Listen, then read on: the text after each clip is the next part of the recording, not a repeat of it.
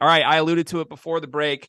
A lot of movement in the transfer portal today, this week in general, but it really feels like the last 24 hours have been just as chaotic a day as I can remember since the transfer portal has been a thing these last few years. And the biggest program at the center of it to me has been your North Carolina Tar Heels, Tyler. RJ Davis back, Armando Bacot back, Caleb Love announced he will not return to North Carolina. A couple faces are in Tar Heel Carolina blue, but let's start with those three, because I asked you multiple times throughout the season. Your answer always remained the same. If you could get all these guys back, you wanted all of them back. What does it mean that Caleb Love is not returning and that the others are? Well, I think Randolph Childress he had a good point. We're going to know everything we want to know about Carolina basketball once the season is over. Who transfers, who stays. I think he had a good point. The one thing I don't like about this situation, and I haven't really felt that great about it all year, is it felt like Caleb Love was the fall guy. Mm-hmm. And if you have this bad of a year with these type of expectations, I don't think it falls on one person. And it feels like the fans, the media, and a lot of people just kind of gravitated and just believe that, yeah, Caleb Love, yeah, he did take some bad shots. I will say that. But so did a lot of other guys on the team, if you ask me. Yeah, he didn't have the best body language at times, but neither did the other guys. And I don't blame Caleb for all the issues and why the team didn't meet the expectations. And I can understand why he wants a fresh start.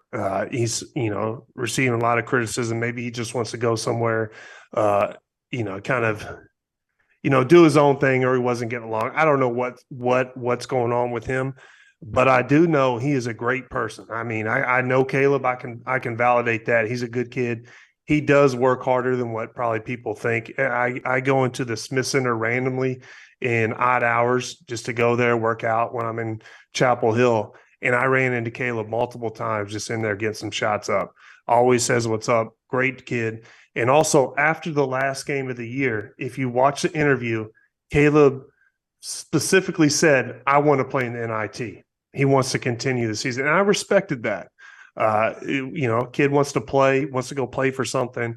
And he's always carried himself, in a respectable way. But I will say his body language was bad at times. There's no denying that. That's being truthful. But I wish nothing but the best for him. And was there chemistry issues? Maybe, probably, if he wants to leave. I was in college. I don't think many of my teammates ever really thought about leaving. I mean, it's just a great place to play. We all got along. You guys know how college is. It's amazing. And, it's tough to see, because when I look at this team and this roster, if you were to ask me, who do I think is the best NBA player for the Carolina team? Who has the best shot at being an NBA player? I would say Caleb. What does Caleb need? He probably needs better shot selection. He probably needs a little bit of court discipline and a little more basketball intelligence to really be the player that he wants. And he has a high ceiling.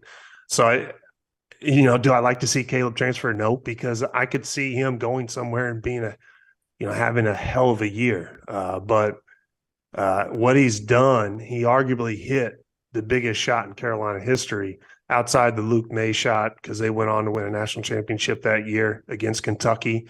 If you Big Blue Nation is tuned in, you guys remember that shot. And then the shot he had at the Final Four last year. You just couldn't help yourself, huh? I couldn't leave it out. And so I love it so much. The shot that he hit against Duke in the Final Four will go down as one of the biggest shots in Carolina history. And I'll always remember and thank Caleb for that one. Yeah, it was was it over Mark Williams, right? Yeah. Yeah. I just the image, there's a picture of that shot. It's from like directly behind him, and you could see the ball in the air and the arc and just how high Mark Williams handed. Like, that was an unbelievable shot. I made this comparison the other day. I'm curious what you guys think about it. To me, Caleb Love is kind of where Marcus Carr was in 2021. Everybody saw the talent when it came to Marcus, right? Everyone knew how good this kid could be if he put it all together in the right way. And He leaves Minnesota where he averaged like, I think it was like 19-5 or something, like crazy numbers. Today's episode is brought to you by Underdog Fantasy, the easiest place to play college basketball pick'em, where you can get a little extra sweat during March Madness and win real cash prizes simply by picking player stats in this weekend's games. In pick'em, all you do is predict whether a player will go higher or lower on Underdog's projected totals, whether that's points, rebounds, whatever. For example, if you're like me and you think Zach Edey is going to go nuts in this tournament, pick higher on his points projection, add up to 4 more picks, and if you hit them all, you can win 20 times your money on a single game. Underdog's slick mobile app is easy enough that dummies like Jeff Goodman have even figured it out.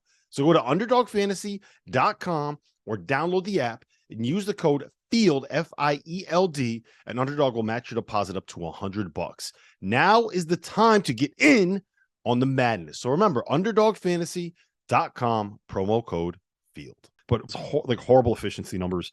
Didn't really shoot at a high level, took bad shots. It was all the stuff you just mentioned. The decision-making stuff, right? Like make smarter decisions, take smarter shots, be smarter about kind of integrating on the court with your teammates, kind of a thing. And he gets to Texas, and it was a little bit of like a transition, but he got there this year. He was an All-American this year. He was as good as any point guard in college basketball this year. And again, that's like a little bit of a down year in college basketball for point guards, but he was terrific. He had 16 points, 4 assists, shot 37% from 3 for a team that won the Big 12 tournament, finished second in the Big 12, and made it to the Elite Eight and came within like 3 minutes of making it to a Final Four.